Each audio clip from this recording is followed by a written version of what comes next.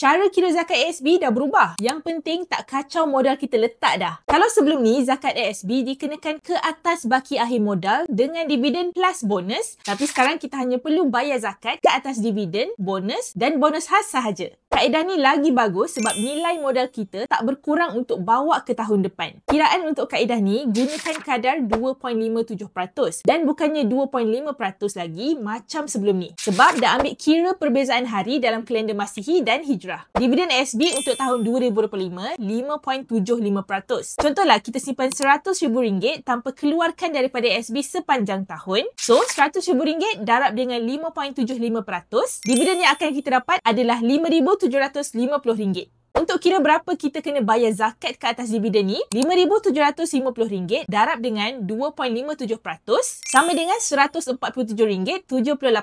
Jadi, baki dividen bersih yang kita akan dapat adalah RM5,602.22.